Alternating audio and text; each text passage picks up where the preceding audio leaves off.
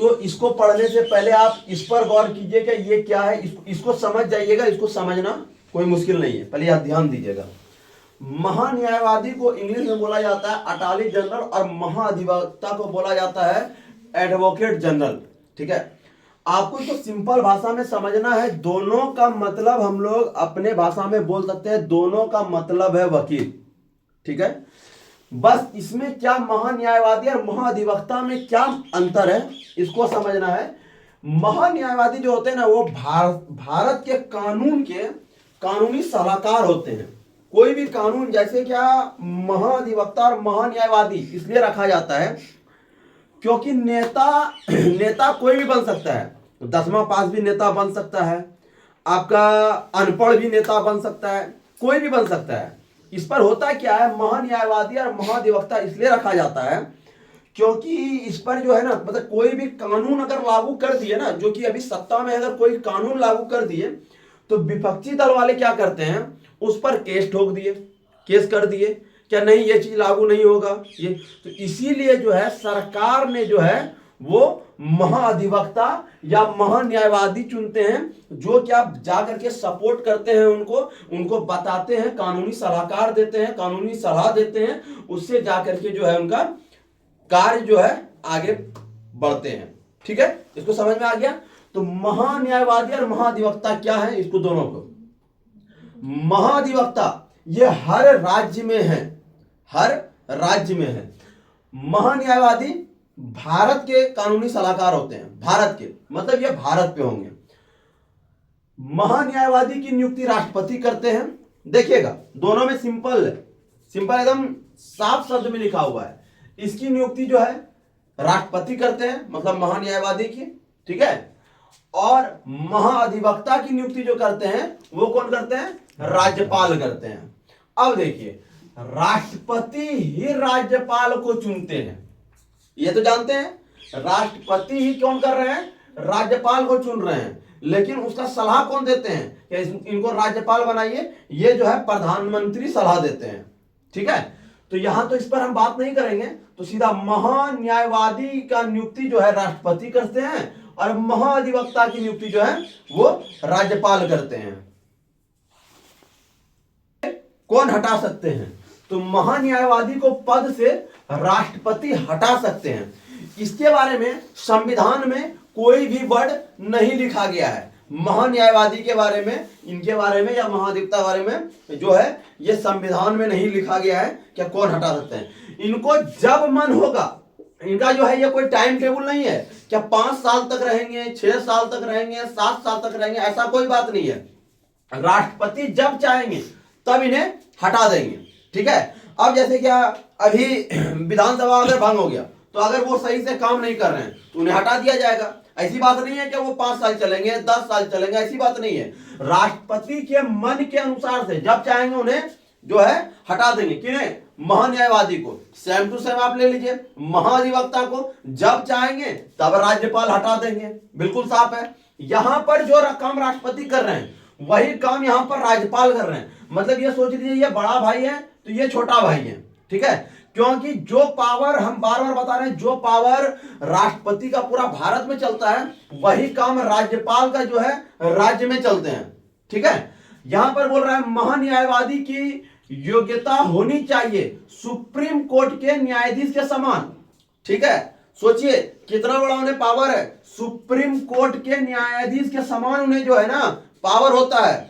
लेकिन इसमें यहां पर आप फोकस कीजिएगा, सुप्रीम कोर्ट के न्यायाधीश के समान, मुख्य न्यायाधीश नहीं बोल रहे हैं, मुख्य न्यायाधीश के समान नहीं, न्यायाधीश के समान, मुख्य नहीं होंगे, वो जो है सुप्रीम कोर्ट के न्यायाधीश के समान। अगर ये 10 साल तक अगर वकील के काम पे रह गए, 10 साल तक इनका कार्यकाल हो गया, तो तब इन्हें जो है ना आपका सुप्रीम कोर्ट का इन्हें जज बना दिया जाएगा। 10 साल याद रखिएगा, 10 साल इन्हें वकील में या किसी राज्य में जो है ना वो आपके जज के तौर पर काम करना पड़ेगा। तो 10 साल कितने, तो 10 साल, वही 10 साल यहां पर भी आपका लागू होता है।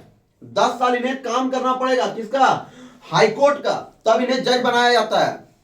ठीक है, तो यहां पर भी आपका लिखा हुआ है महाधिवक्ता की योग्यता होनी चाहिए हाईकोर्ट के न्यायाधीश के समान, मुख्य न्यायाधीश के समान नहीं, न्यायाधीश के समान, मुख्य न्यायाधीश के समान नहीं होता है। ठीक है, यहां पर बताया गया, इसके बारे में अनुच्छेद 76 में बताया गया है। ठीक है, इसके बारे में अनुच्छेद 76 में बताया गया है, और इसके बारे में अनुच्छेद 165 में बताया गया, 165। ठीक है, तो इसके बारे में अनुच्छेद 165 में बताया गया है। ऐसे तो काफी है, जैसे कि राष्ट्रपति के बारे में आपके 52 में बताए गए हैं, राष्ट्रपति के बारे में अनुच्छेद 52 में बताए गए हैं। उनका कार्य, उनका जो है ताकत शक्ति के बारे में अनुच्छेद 53 में बताए गए हैं। आपका जो है प्रधानमंत्री के बारे में अनुच्छेद 75 में बताए गए हैं। ठीक है, तो ये प्रधानमंत्री जो बनते हैं, कौन बनाते हैं, तो राष्ट्रपति बनाते हैं। तो काफी अनुच्छेद है। ये लोकसभा और राज्यसभा की बैठक में भाग ले सकते हैं। बहुत इंपॉर्टेंट क्वेश्चन, याद रखिएगा। ये लोकसभा और राज्यसभा के बैठक में भाग ले सकते हैं। आपको पूछेगा कौन लोकसभा और राज्यसभा का सदस्य नहीं रहते हैं।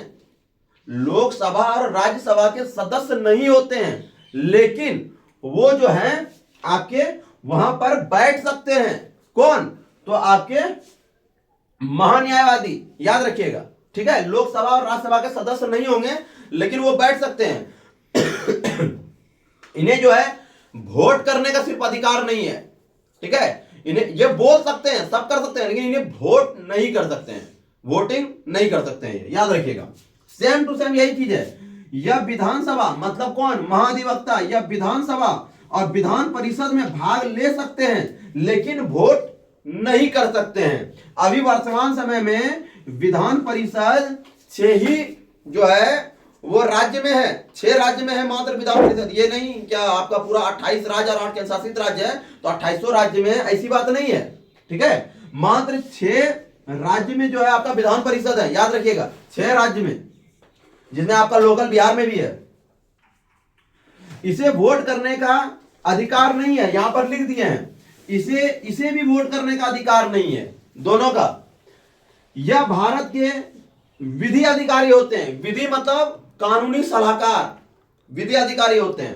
तो ये भी राज्य में विधि अधिकारी होते हैं। ठीक है, इसे जब चाहे इसे राज्यपाल ही बनाता है, और इसे जब चाहे राज्यपाल हटा सकता है।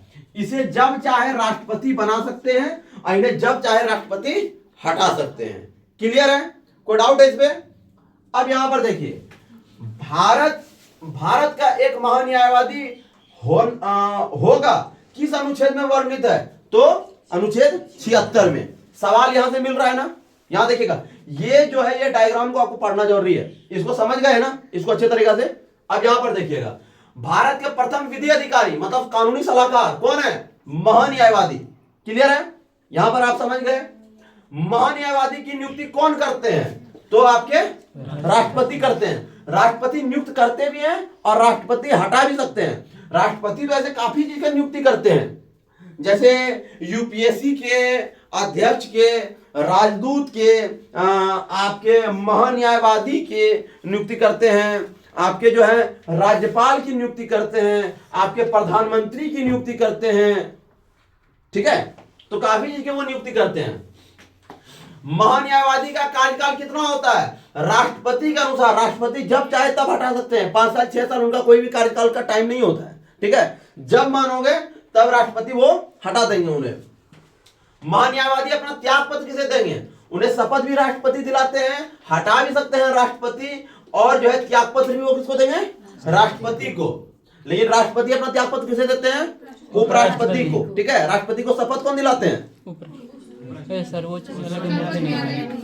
ठीक है। महान्यायवादी चुने जाने के लिए योग्यता क्या होनी चाहिए, तो वो सुप्रीम कोर्ट के न्यायाधीश के समान की योग्यता होनी चाहिए, मतलब उस लेवल पे उनका योग्यता होना चाहिए, सुप्रीम कोर्ट के न्यायाधीश के समान। क्लियर है। वह कौन सा पदाधिकारी है जो लोकसभा और राज्यसभा में बैठक में भाग ले सकता है, लेकिन भाषण भी दे सकता है, लेकिन वोट नहीं कर सकते हैं। क्लियर है, वो लोकसभा और राज्यसभा दोनों में बैठ सकते हैं। ठीक है, लोकसभा और राज्यसभा में दोनों में बैठ सकते हैं, लेकिन क्या करते हैं, वो वोट देने का सिर्फ उनको अधिकार नहीं है। तो उनका कौन हो गए, तो महान्यायवादी। भारत के प्रथम महान्यायवादी कौन है? तो MC शीतलवाड़।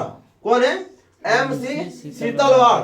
और यही महान महाधिवक्ता के बारे में बोला जाएगा तो हम लोग झारखंड के बारे में पढ़ रहे हैं, तो झारखंड के प्रथम महाधिवक्ता मंगलमय बनर्जी हैं, याद रखिएगा। और भारत के प्रथम महान्यायवादी कौन हो जाएंगे? SC शीतलवाड़। कौन हो जाएंगे? SC शीतलवाड़। लेकिन आपके झारखंड के प्रथम महाधिवक्ता बोलेंगे तो मंगलमय बनर्जी, याद रखिएगा।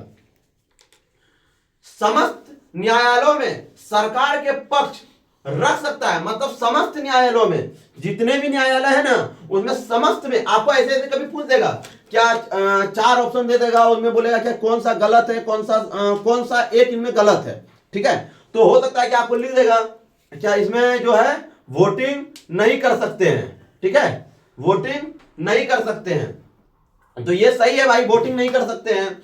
फिर आपको ये भी लिख देगा भारत के प्रथम महान्यायवादी कौन थे, इनका भी नाम आपको चेंजिंग कर सकता है। समस्त न्यायालयों में सरकार का पक्ष रख सकते हैं या नहीं रख सकते हैं, तो हाँ भाई रख सकते हैं। तो कौन है? महान्यायवादी।